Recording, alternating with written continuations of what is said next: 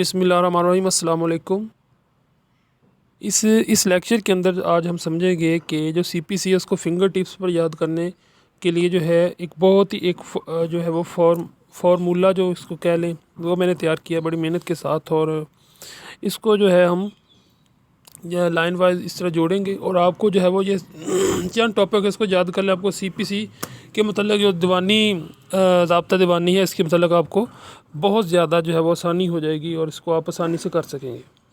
तो सबसे पहले चलते हैं कि CPC what is CPC, civil procedure code. इसके अंदर हम आपको बता दूं कि ये जो सिविल से मतलब जितने भी केसेस होते हैं तो उसमें ये उसकी जितनी बाउंड्स हैं वो इधर आती हैं और उसके बाद में जो है वो इसके जो मुख्तलिफ मराहल हैं उनसे होकर के ये जो केस को चलाना पड़ता है। और इसके जो है वो सबसे पहले फाइलिंग प्लेंट ऑर्डर 467 जो CPC का है उसके अंदर फाइलिंग प्लेंट के मतलब जो है वो आगाही दी गई है, बताया गया है, इंस्ट्रक्शंस हैं।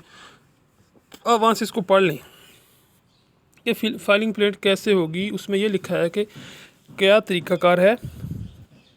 जो प्लेंट आपने देनी है, जो स्टेटमेंट देनी है अदालत को जो आपने कि मेरे साथ ये ज़्यादती हुई है, उसका जो है वो किस तरह जो है वो अपना उसके अंदर आपने किस तरह अपना मौक़िफ़ लिखना है, कौन सी चीज़ें लिखनी है, कौन सी चीज़ें नहीं लिखनी, ऊपर उसका हेड कैसे देना है, उसका हवाला कैसे देने हैं, अपने जो नाम है पार्टीज़ के वो कैसे लिखने हैं।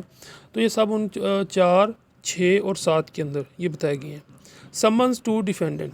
उसके बाद में नेक्स्ट जो इसका स्टेप आ गया दीवानी का कि जो ही ये फ़ाइल होती है तो अदालत क्या करती है, वो कह देती है कि आप डिफेंडेंट को समन करें कि जिसके ख़िलाफ़ आपने केस किया है उसको समन भेजें ताकि वो अपना जवाब दे। तो ये ऑर्डर 5 के अंदर है। फिर क्या होता है, फिर रिटन स्टेटमेंट।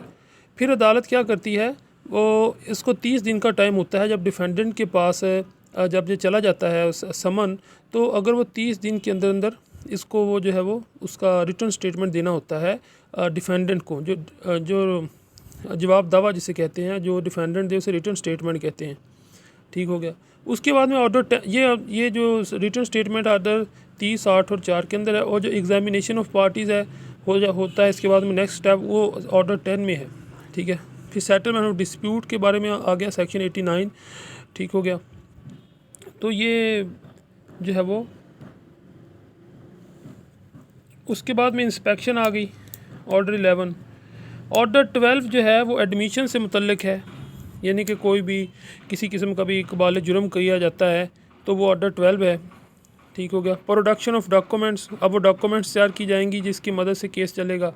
उसके बाद में फ्रेमिंग ऑफ इशूज़ होगा कि जो भी डॉक्यूमेंट्स के अंदर या जो भी उनके एविडेंस के अंदर जो भी यानी कि फ्रेमिंग ऑफ इशूज़ होंगे कि जो असल में मुहर्रिकात हैं जो आपस में दोनों पार्टीज़ के अंदर बोन ऑफ कंटेंशन है, तो ये उसको ऑर्डर 14 के तहत देखा जाएगा कि फ्रेमिंग ऑफ इशूज़ एक दिन अदालत रख देगी, उस दिन फ्रेमिंग इशू किए जाएंगे।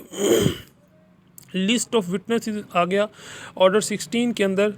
और summoning and attendance of the witnesses order 6, rule 1, 4 and 12 के अंदर आ गया। सेटिंग डेट आ गया ऑर्डर 16 के अंदर। Evidences of parties order 18, rule 4 order 17 के अंदर आ गया। ठीक हो गया। उसके बाद में उसके बाद में आ गया कि ऑर्डर 18 रूल 4 के अंदर आ गया क्रॉस एग्जामिनेशन और आर्गूमेंट आ गया ऑर्डर 18 रूल 4 सब 2। उसके बाद में जजमेंट जो है ऑर्डर 20 रूल 4 और 3A के अंदर ये इसकी जजमेंट आ गई। तो ये स्टेप बाय स्टेप मैंने आपको बता दिया। सबसे पहले फिलिंग होगा प्लेंट की, यानी कि जो दरख्वास्त दी जाएगी उसके ऊपर अदालत कहेगी कि जिसके खिलाफ आप केस किया है उसको समन भेजें, उसको समन भेजा जाएगा। और समन भेजने के बाद अगर उसने जवाब दे दिया तो ठीक है, वरना अखबार इश्तहार जाएगा और उसके बाद में फिक्सेशन होगी।